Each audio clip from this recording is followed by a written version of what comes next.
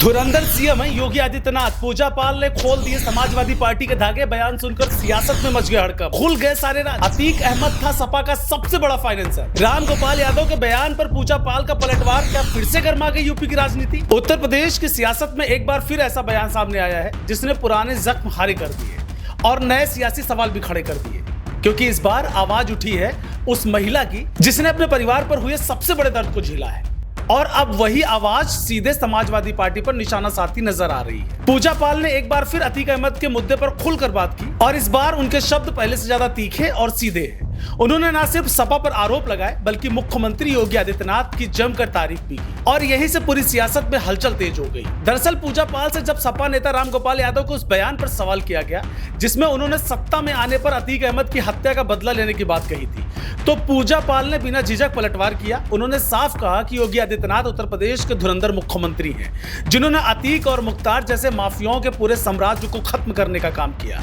उन्होंने कहा कि एक समय था जब ऐसे अपराधियों का डर पूरे प्रदेश में फैला हुआ था, लेकिन आज हालात बदल चुके हैं और ये बदलाव किसी एक दिन में नहीं बल्कि लगातार सख्त फैसलों और कार्रवाई का नतीजा है। पूजा पाल यही नहीं रुकी। उन्होंने सीधे समाजवादी पार्टी पर बड़ा आरोप लगाते हुए कहा कि अतीक अहमद सिर्फ एक अपराधी नहीं था बल्कि सपा का सबसे बड़ा फाइनेंसर था। उन्होंने दावा किया कि सपा को अतीक की हर गतिविधि की जानकारी थी, लेकिन फिर भी उसे संरक्षण मिलता रहा। पूजा पाल ने तो यह भी कहा कि उनके पति राजू पाल की हत्या सिर्फ एक व्यक्ति की हत्या नहीं थी बल्कि उस दौर के सियासत और अपराध के गठजोड़ का उदाहरण भी थी।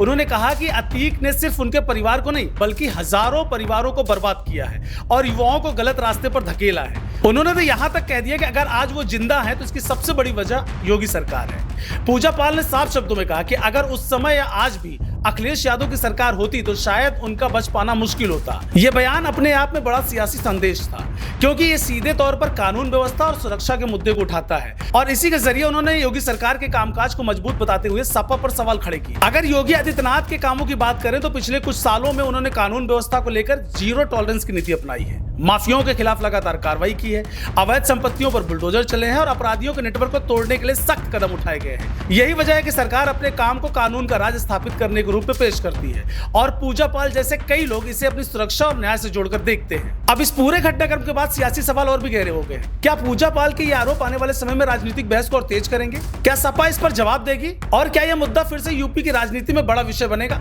फिलहाल इतना जरूर साफ है कि एक बयान ने फिर से अतीक अहमद, सपा और योगी सरकार को एक ही फ्रेम में लाकर खड़ा कर दिया है और इससे सियासत का तापमान एक बार फिर से बढ़ गया है। देश दुनिया की हर बड़ी सटीक और भरोसेमंद खबर के लिए अभी विजिट करें हमारी वेबसाइट nowuttarpradesh.com और nownoida.com, क्योंकि यहाँ सिर्फ सुर्खियां नहीं बल्कि पूरी जानकारी मिलेगी।